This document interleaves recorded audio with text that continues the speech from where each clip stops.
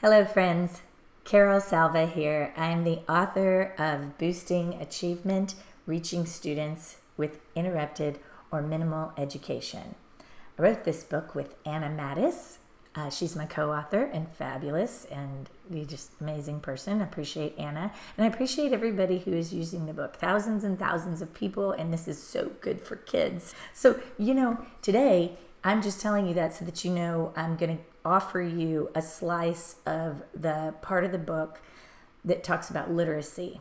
And what do we need to know if we are not the first grade, the kindergarten, I don't teach the little bitties, but I need to know how to teach someone how to read. So I have been getting that question a lot, and it's a question I had. And I had an elementary background, but fourth grade, they're supposed to be able to already decode word call, and we're just working at higher order thinking and helping them understand reading is thinking. Reading is not just words, and I don't know what I read, but here's the thing. What we see is that students come into our grade levels and they can't even do the word. They don't have the target language. They don't have the phonetics. They don't have the sight words. So how do you help them get those? Two different things, and your students need to understand there are two different things going on. One is how, and you are learning every day how to independently decipher text in this language, in English. The other thing is that reading is thinking. Reading is analysis. Why did things happen? What is the purpose of this? Why? What's going on? Why would the author do these things? All of that higher order thinking, we know that students can do that. They can do that with our support. Maybe they need it in their native language. Maybe they need to hear it orally. Maybe they need to watch the movie and then come back to the text so that they can participate in these higher order thinking activities that all students can do with our help. But how are we helping them independently navigate and tackle what are these words? Okay, so again, apologies to the literacy folks. I'm just going to give an overarching idea. We're going to drop into a video that I've done. It's from our rapid literacy training, and I just want you to know that we have a ton of shows for the other things you might be thinking, but my students aren't motivated, but my students, the classroom is going crazy. But then what do I do now that I know how to do this? How do I get all kids reading? How do I differentiate for all of this? We've got tons of shows for that. Tons. Just go to bit.ly/BA podcast. That's a short link, bit.ly/BA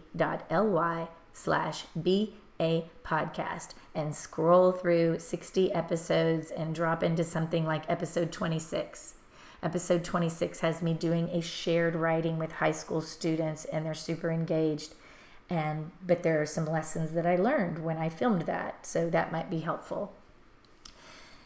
All right. Let's just jump into this video, and if you're listening on iHeartRadio or VoiceEd Canada, VoiceEd Radio, I'll be explaining everything. You don't have to see it, but I do want you to know that if you go to today's show notes, and this is episode 60, you can watch this video. I'm just going to put this video out there for folks. Okay, let's go. Okay, so just for a little bit of context, this is coming from our rapid literacy training. We do Boosting Achievement, which is an overview of the easy-to-read Boosting Achievement book, and that's Boosting Achievement, Reaching Students with Interrupted or Minimal Education. And then we also have Rapid Literacy, which was almost a part 2, where people wanted just a deeper dive into literacy and more ideas. So in today's show notes, I will put the Padlets that I use for those two trainings. So it's 2 different Padlets with just a ton of links So if you like what you hear today and you like, how do I use this and what are things that are available to me? There are a ton of things. I'm happy to share those things because people shared them with me. So some of the things I made, some of the things that people are sharing in our PLN, and they're fantastic. And you'll see overlap. You'll see a lot of things in one Padlet that are also on the other Padlet. And that's because people have us come in and do those trainings that have never had the other training. And the Padlet is not everything we go over in the training. It's what teachers ask about. Well, how do I do this? How do I do that? I'm like, oh, okay, I have a video that might be helpful to you. Let me put that on the Padlet. So the Padlets alone are incredible professional development, but let's drop into how we're just looking at basic phonetics and whole language and what that means. Don't get overwhelmed. We're just getting the gist so that we can come back to, okay, what am I doing in a regular classroom that would support this research-based concepts of teaching someone how to read. Let's go see that. So let's start with this. In your mind, if you're not watching this video, think about the word phonics. Phonics. What is phonics? Why is it important?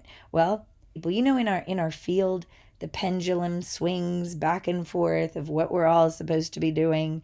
So a while back, everybody was supposed to be focused on phonics. Leaders in the field were suggesting that all you needed was phonics to learn to read.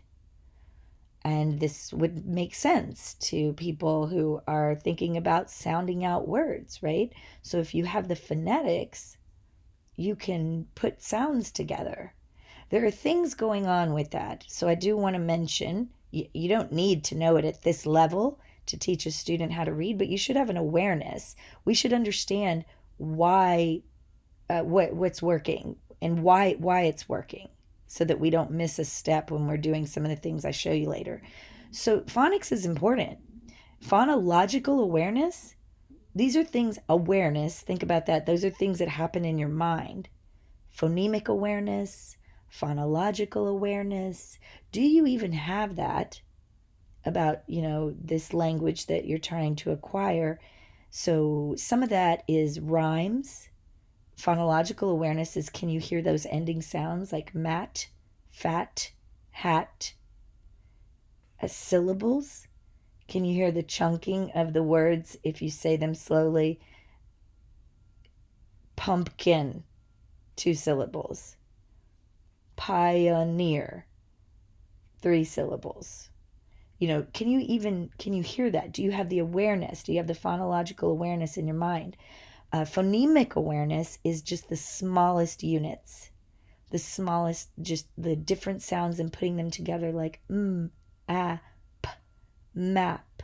Can you see different letters and put them together? Do you have this awareness? This is important because when we talk about phonics instruction, this is a way you teach someone how to read, and it's a valid way you teach someone how to read. Phonics, if you're working with a child or a person, do they even hear those things? Are they aware of them? Are you helping them build that? So then when you go to paper, when you show it to them on paper and you start working with them, that's called phonics instruction. You're taking, what do they have in their mind? Can we show you on paper how these things are coming together in books and in text? And so you're teaching someone with this, right?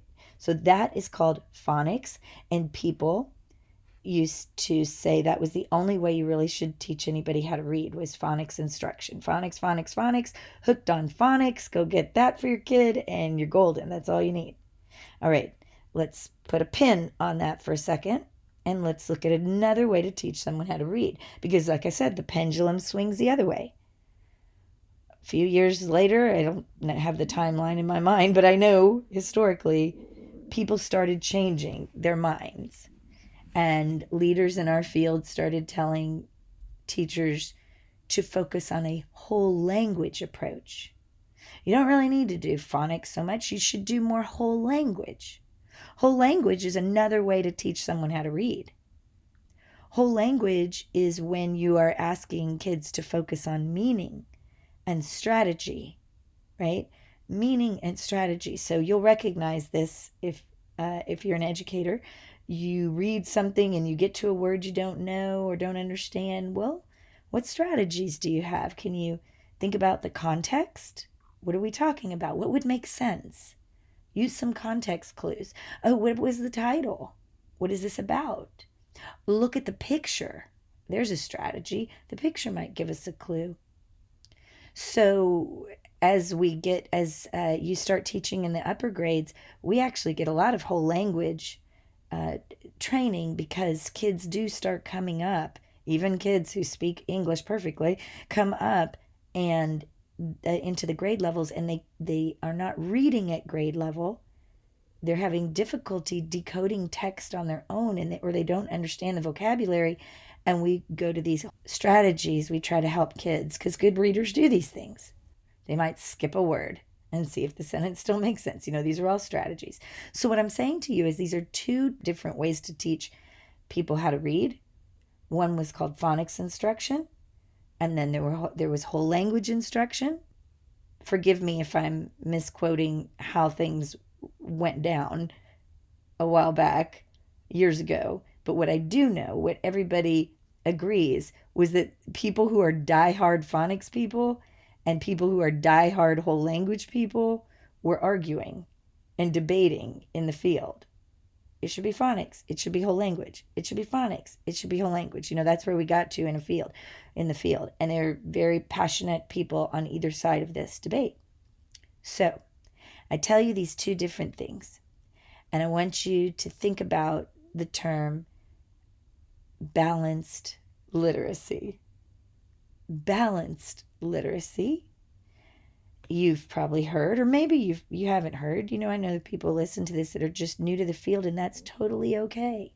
You don't need to really understand this so deeply that you can turn around and teach phonological awareness, phonemic awareness. I'm just giving you a real high level. So when I give you some strategies of how to teach an older learner how to read, you realize I'm not making this up.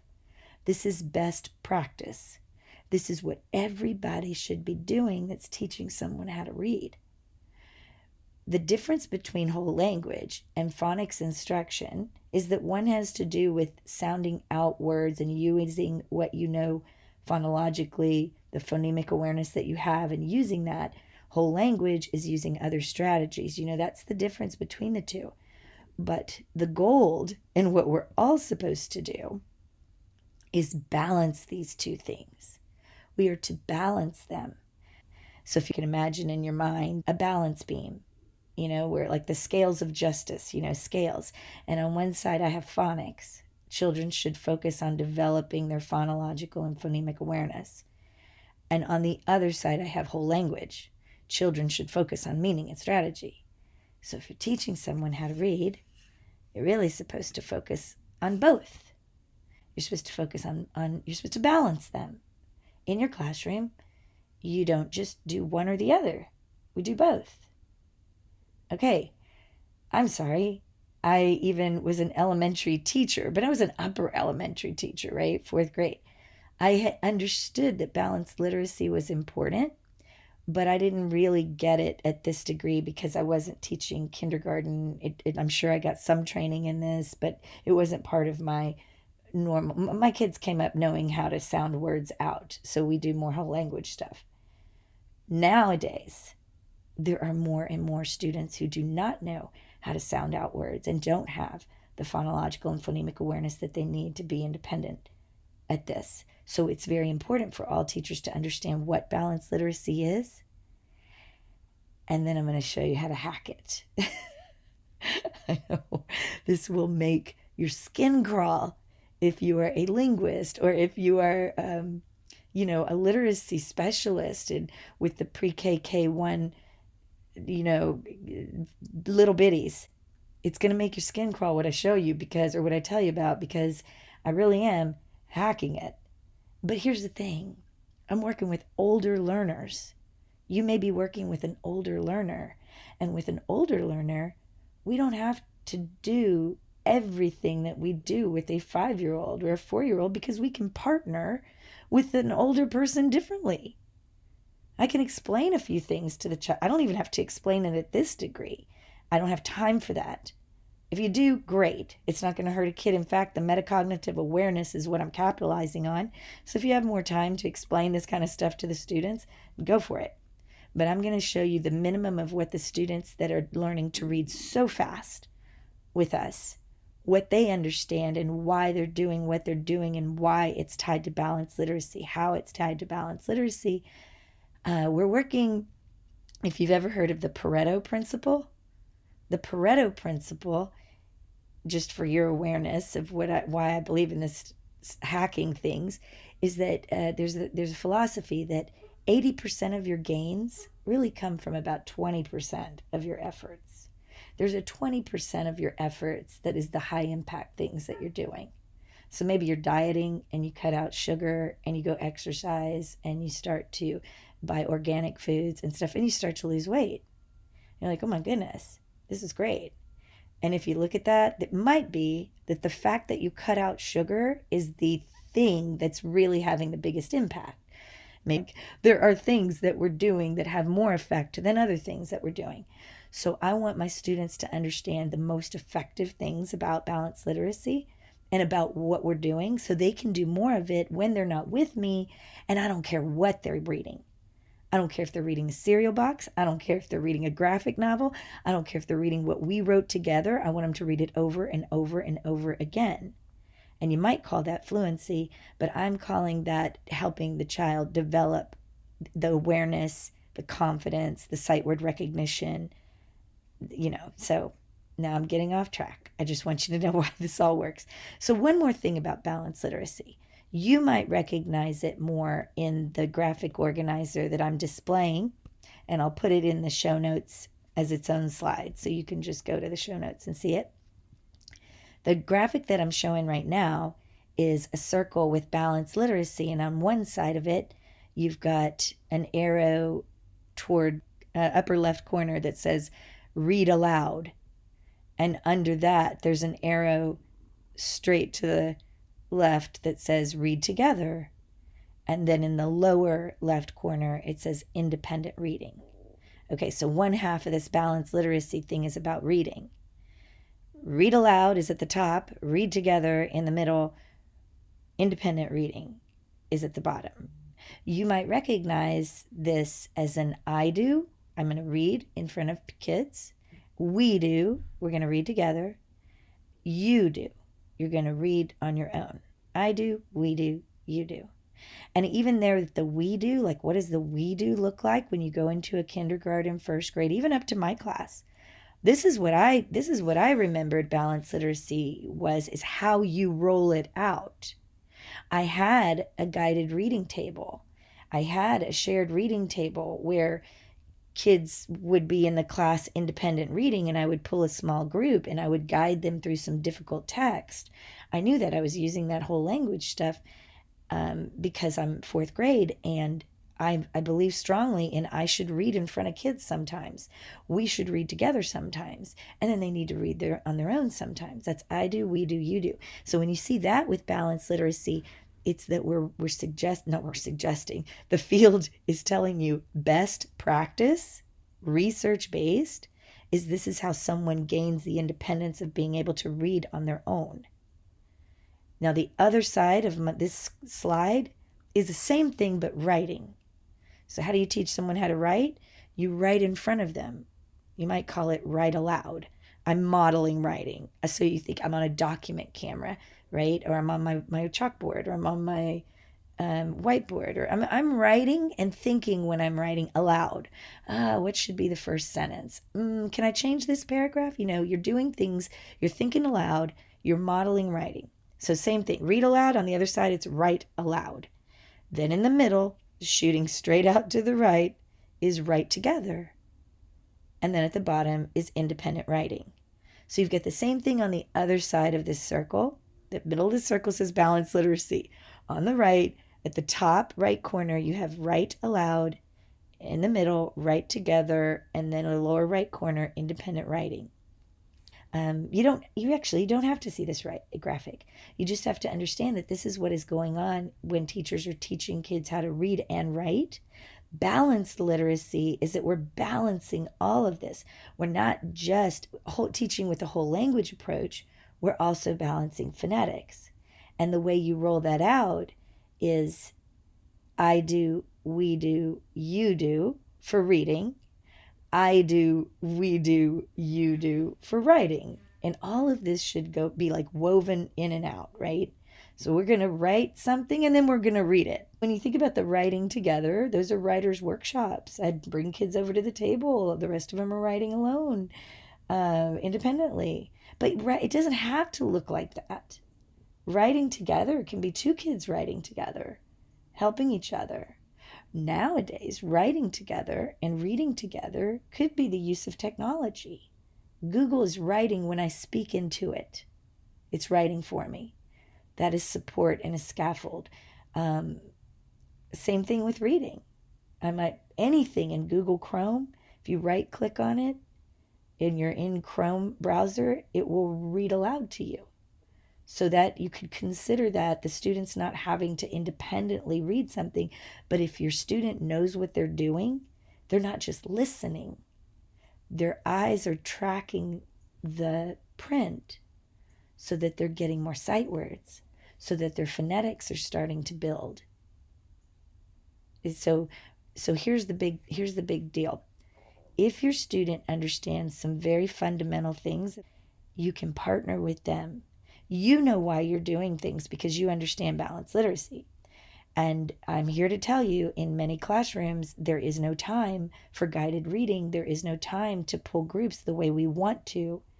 But if that is the case, then when we do whole group things, even when we just go over what we're going to do today, because it's in the corner of the board and I want everybody to be clear what we're going to do today, I'm going to do it in a way that's aligned with balanced literacy.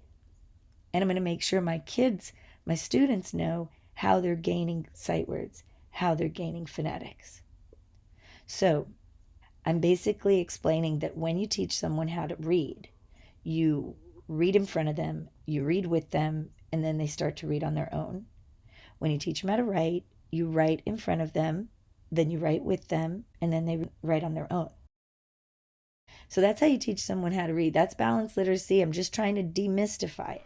Okay, so thank you for watching that overview of how you might transfer that skill of me being able to read to somebody else being able to read. I'm well aware that we have the additional issue that the students in front of us don't speak the language that we speak. But we have things for ESL as well. And one of the things we need to keep in mind is that a student who is learning a new language, if they are in a low stress place with a lot of comprehensible input, they learn more English every day. And they learn more English every day. It goes slower, but it happens anyway if they're in an English environment. So we need to remember, anybody who's worked with newcomers will tell you by the end of the school year, they understand more than the first day when they came with no comprehension. So we need to keep that in mind. Every single day they know more English. Tell that to the students.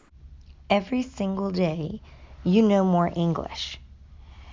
Many of my lessons as the ESL teacher are reinforcing the fact that sight words, high frequency words, come up over and over and over again. And I make sure anything we read together, any lessons that I do, my fingers go under the print as I'm reading them. And I am showing and pointing out to students in any piece of text, definitely in things that I write from what they say. We do a lot of shared writing. And I make a point to circle little bitty words like the, and, of, is. And I tell them the fact that high frequency words are called high frequency words because they come up frequently. And sight words can be up to half of everything that you read.